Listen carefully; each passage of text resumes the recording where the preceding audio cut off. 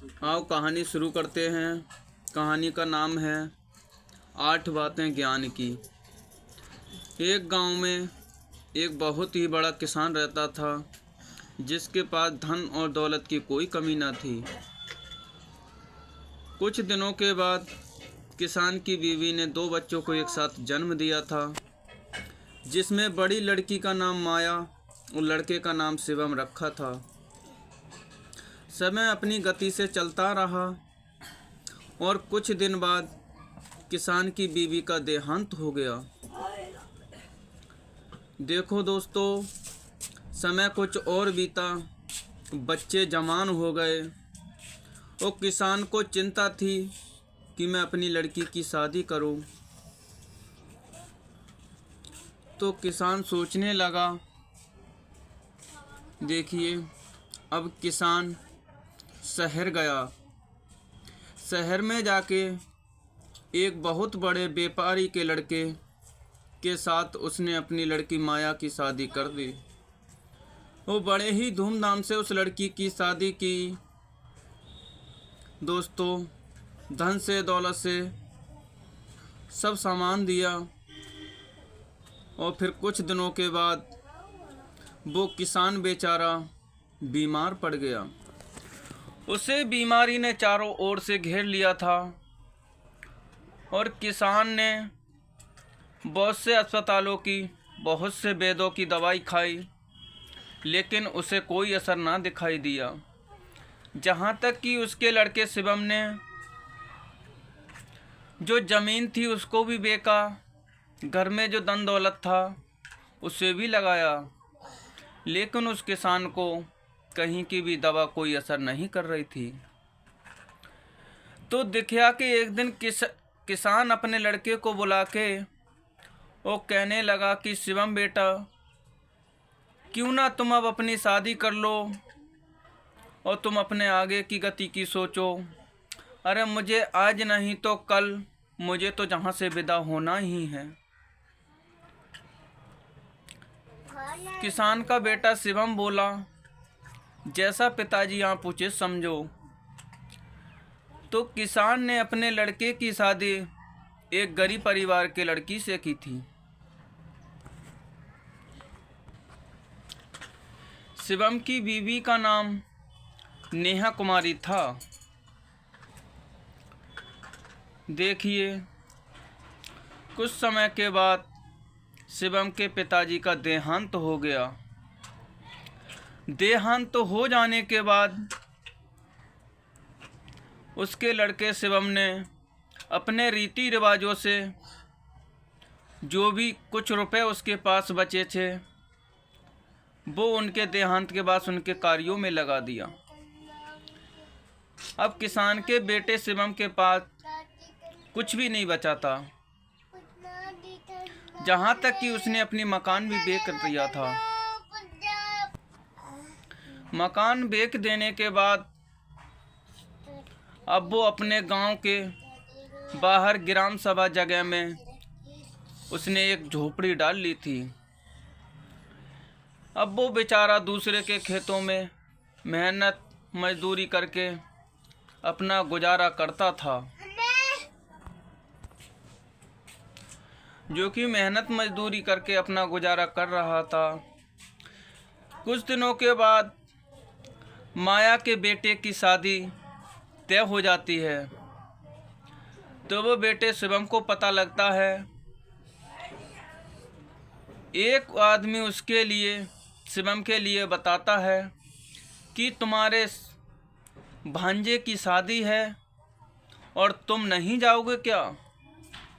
शिवम को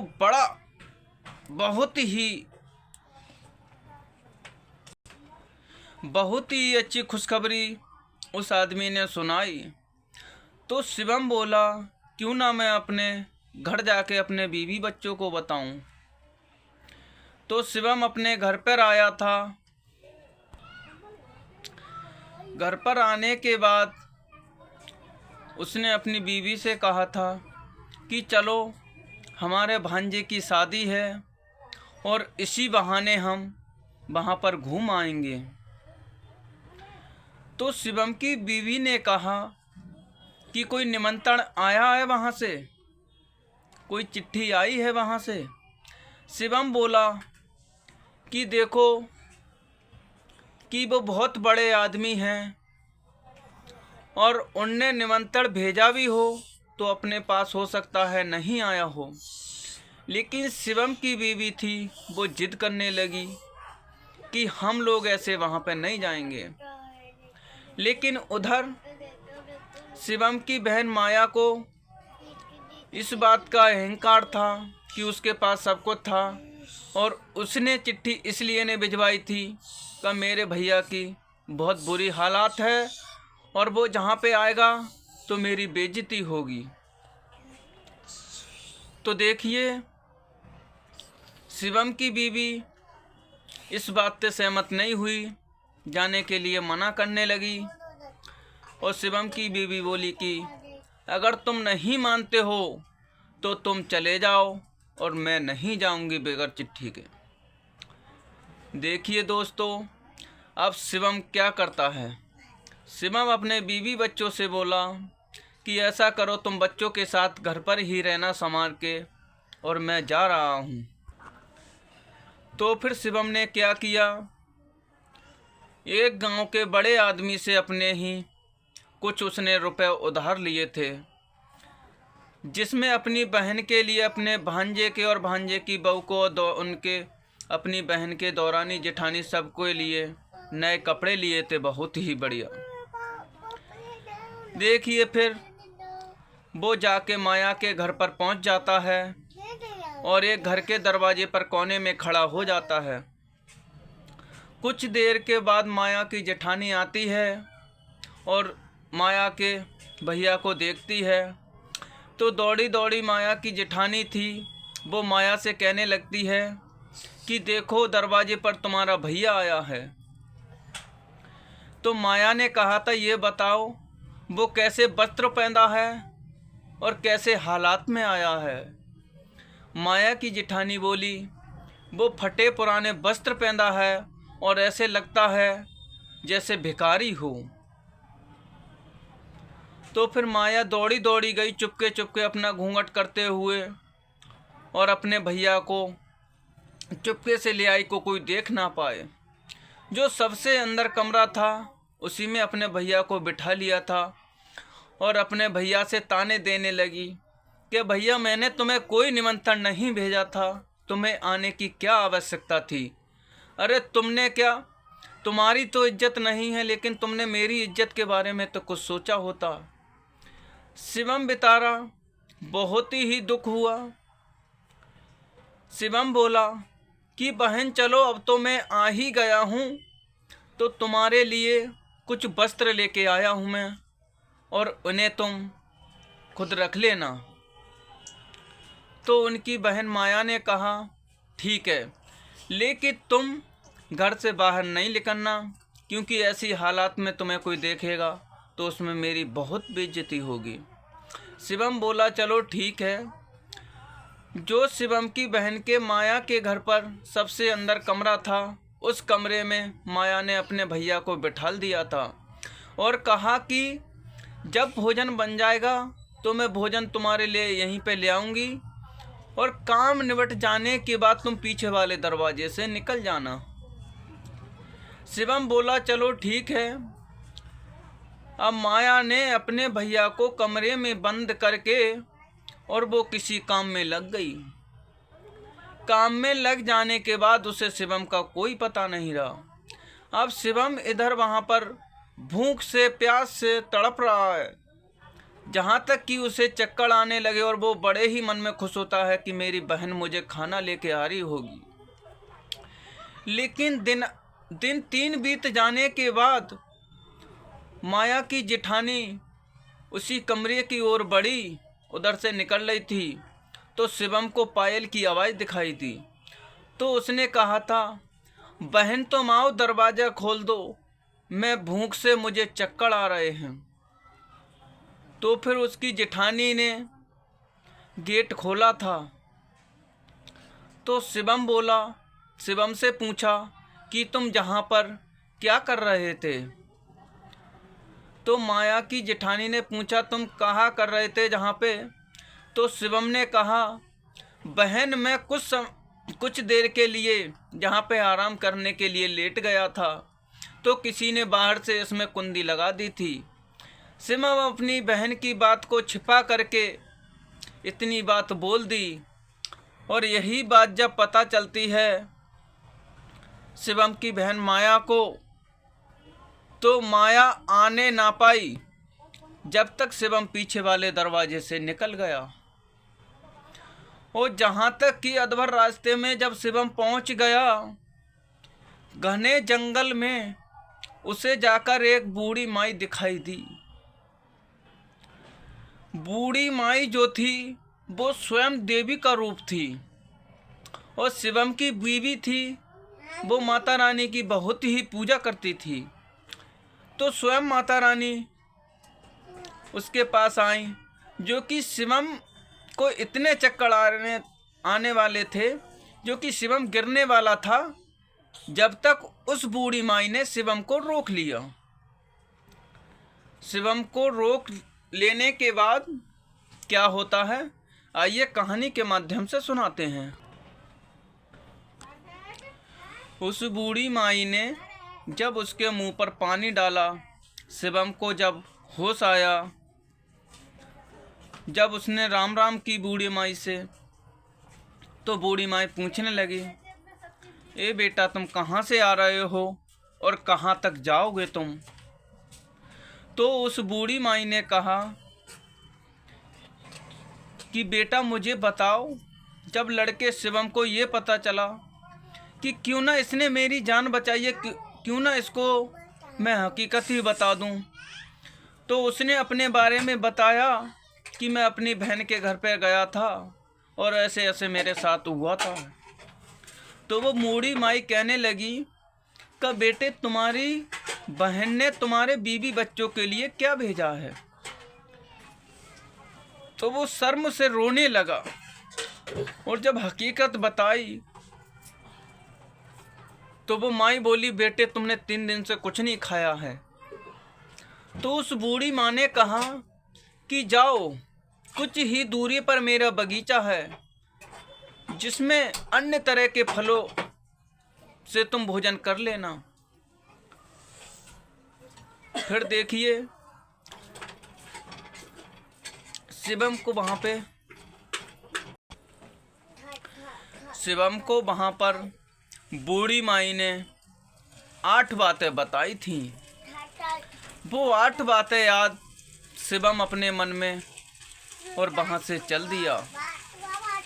वहाँ से चल देने के बाद कुछ ही दूरी पर उसे बगीचा दिखाई दिया। बगीचा बहुत ही सुंदर था और अन्य प्रकार के फल थे।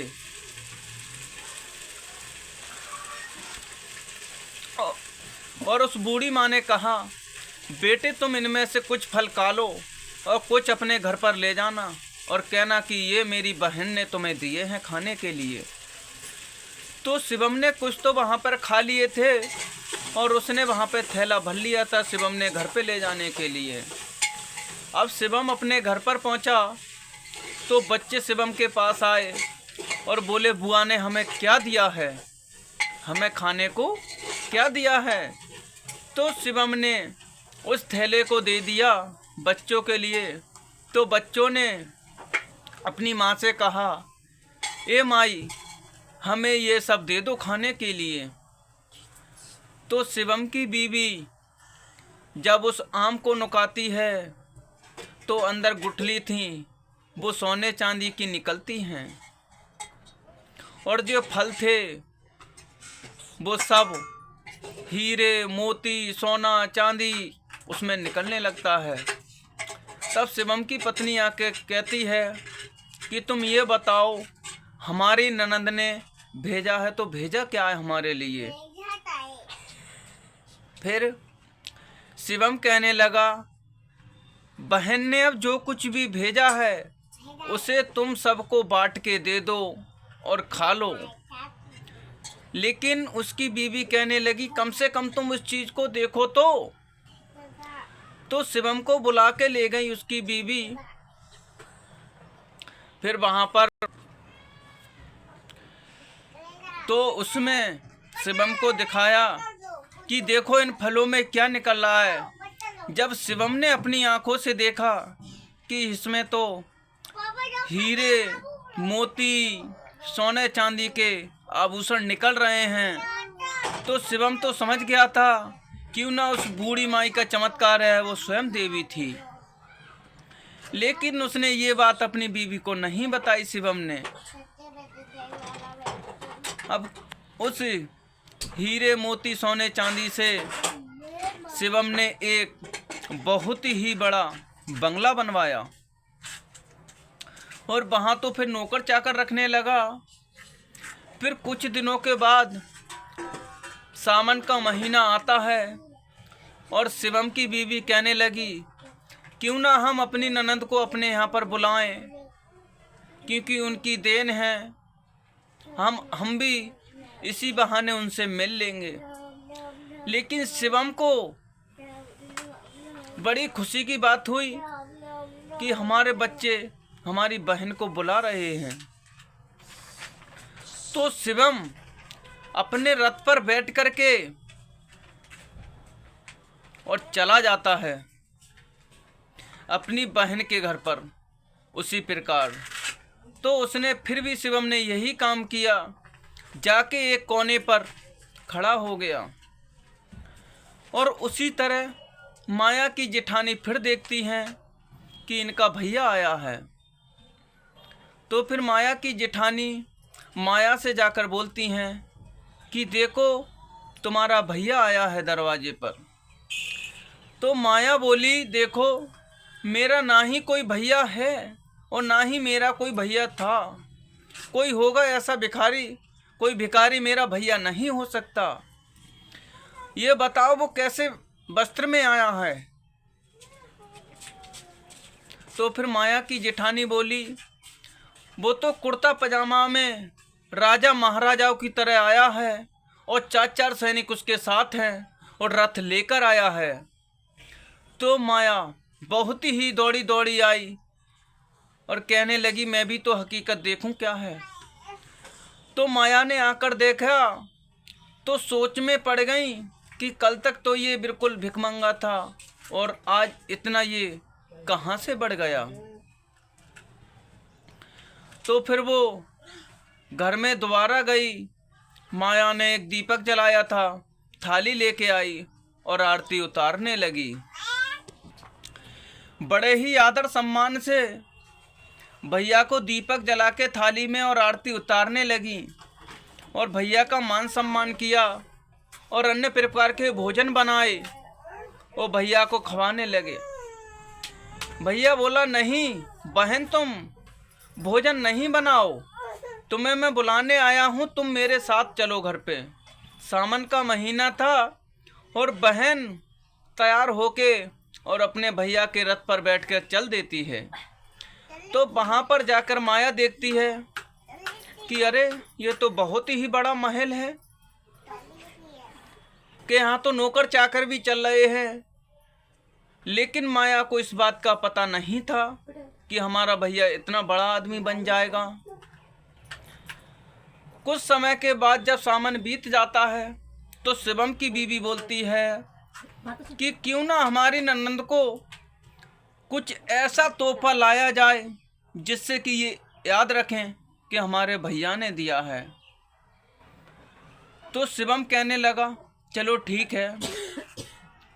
शिवम फिर एक मोची के पास जाता है और मोची से कहने लगा कि मेरी बहन आई है और उसके लिए बोलने वाली जूती तुम्हें बनाना है। लेकिन मोची कहने लगा क्या तुम उसकी कीमत दे पाओगे। शिवम कहने लगा कि मैं तुम्हारी मुंह मांगी कीमत दूंगा, तुम मेरी बहन को बोलने वाली जूती बनाकर दो। मोची बोला चलो ठीक है। मोची से कहने लगा शिवम का देखो सुनो, तुम जूतियों में क्या क्या लगाना। सुनो पहली बात है बात ज्ञान की है कहीं, मानव तू मत भूल की होती है अज्ञात निर्धनता का मोल।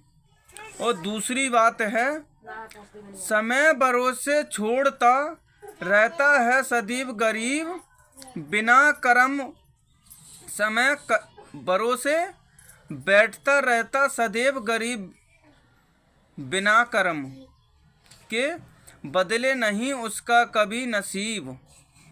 तीसरी है, आलस कर रहता सदैव जो परम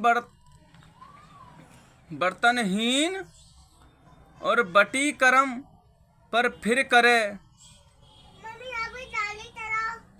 वही कर्म फिर करे, कहे सदैव के हीन।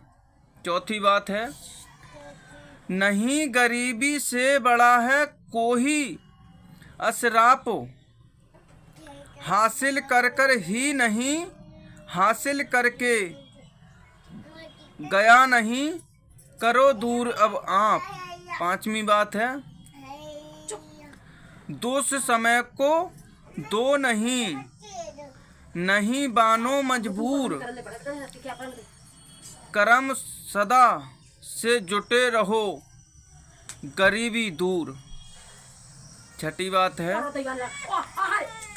कर्म कभी करता नहीं। छठी बात है, कर्म कभी करता नहीं, कोसे सदा नसीब, और भाग्य भरोसे बैठता मानव रहे गरीब। सातवीं बात है, अज्ञानी पर हीन सदा करे गरीबी बार, और विजय होती है युद्ध में ज्ञान सदा अंधियार। और आठवीं बात है, पैसों की बाजार में बदल गई तहजीब, और धन दौलत से जुड़ गए रिश्ते हुए गरीब। जब ये 8 बातें शिवम ने उस मोची को सुनाई कि देखो जब भी बहन मेरी इसे पहन कर चले तो ये 8 बातें ये जूतियाँ बोलें, तो मोची ने उसी प्रकार की जूती में आवाज़ लगा दी और अपने घर पर ले आया वो सोने चांदी से बनी हुई जूती, और घर पे लाके अपनी बहन को दी। उसकी बहन बहुत ही प्रसन्न थी कि मेरे भाई ने तो सोने चांदी की जूती मुझे लाके दी है। लेकिन कुछ समय बीत जाने के बाद उसकी बहन माया अपने घर पर जाती है, तो वो विदा करता है और विदा में वो जूती देता है, और माया अपने घर पर पहुंच जाती है। तो माया की दौरानी जिठानी पूछने लगती हैं कि तुम्हें तुम्हारे भैया ने क्या दिया है। तो माया ने कहा कि देखो मेरे भैया ने ये सोने चांदी की जूतियां दी हैं।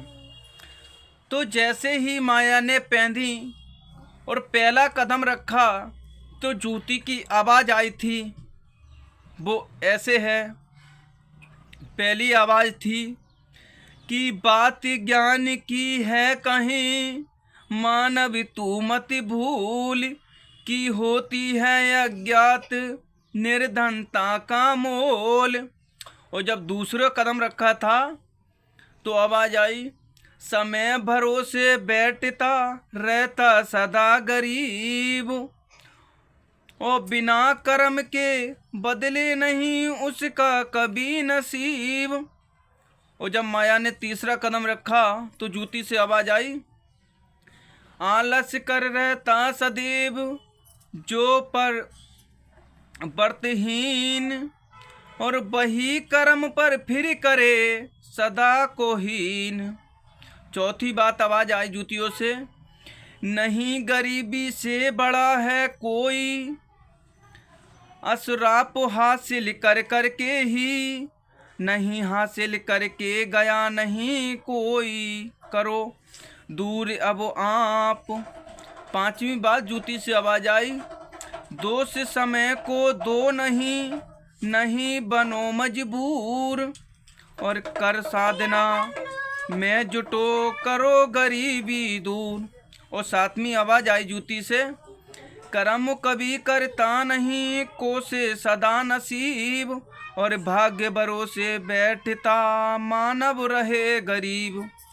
और सातवीं बात जूती से आई, अज्ञानी पर हीन सदा करो गरीबी बार, और विजय होती है युद्ध में ज्ञान सदा अंधियार।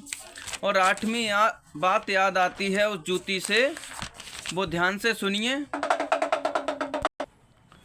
आठवीं बात उस जूती से आती है कि पैसों की बाजार में बदल गई तहजीब, और धन दौलत से जुड़ गए रिश्ते हुए गरीब। तो वहीं पर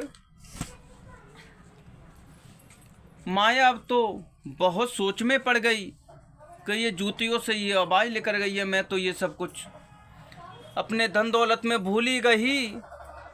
तो उसकी जेठानी बोली कि देखो अब मेरी भी तुम बात सुनो, मेरी जो 8 बातें हैं वो भी तुम सुनो। माया की जेठानी बोली कि तुम मेरी भी बात सुनो, जो 8 बातें हैं। माया की जेठानी कहने लगी कि जो औरत रसोई में जूते बर्तन खाकर और शाम को जूठे रख देती हैं, उनके घर में कभी लाल लक्ष्मी प्रसन्न नहीं रहती हैं। और दूसरी बात है, जिस घर में की ओर स्त्री का अपमान होता है, उस घर में कभी माता रानी लक्ष्मी प्रकट नहीं होती हैं, सदैव उनसे नाराज रहती हैं। और तीसरी बात है कि जिस घर में सूर्य अस्त होने के बाद झाड़ू लगाई जाती है, उस घर में राजलक्ष्मी नाराज रहती हैं, उस घर में भी प्रसन्न नहीं रहती हैं। और जो चौथी बात है, जिस घर में पैसों की कदर नहीं की जाती है, वो सही जगह पैसे को यूज नहीं करते हैं, उस घर में भी माता लक्ष्मी प्रसन्न नहीं रहती हैं। और जो पांचवी बात है, पैसा भरपूर है और दूसरों को, गरीबों को भिक्षा नहीं डालते हैं, घर पे आए हुए भिखारी को कभी भिक्षा नहीं डालते हैं, उस घर में भी लक्ष्मी वास नहीं करती हैं। और छठी बात है, जो लोग अपने कर्तव्य का पालन नहीं करते हैं, उसमें भी लक्ष्मी प्रसन्न नहीं रहती है। सातवीं बात है, जिस घर में अपने से बड़े को इज्जत नहीं देते हैं, उनका मान सम्मान नहीं करा जाता है, उस घर में भी लक्ष्मी प्रसन्न नहीं रहती हैं। और जो आठवीं बात है, वो है कि घर पे आए हुए रिश्तेदारों की, मेहमानों की कदर नहीं करते हैं, उसमें भी माता रानी लक्ष्मी वास नहीं करती हैं। देखो, तो फिर उसी दिन से वो माया सोचने और समझने लगी कि मुझसे तो बहुत बड़ी भूल हो गई, और वो मन ही मन अपने भैया से माफ़ी मांगने लगी। और उसका भैया बोला कि मैं तुम्हें पहले ही माफ़ कर चुका हूँ बहन, मैं तुम्हें माफ़ करता हूँ। तो अगर कहानी अच्छी लगी हो तो चैनल को सब्सक्राइब व लाइक करें, और कहानी सुनने के बाद बताएं कैसी लगी।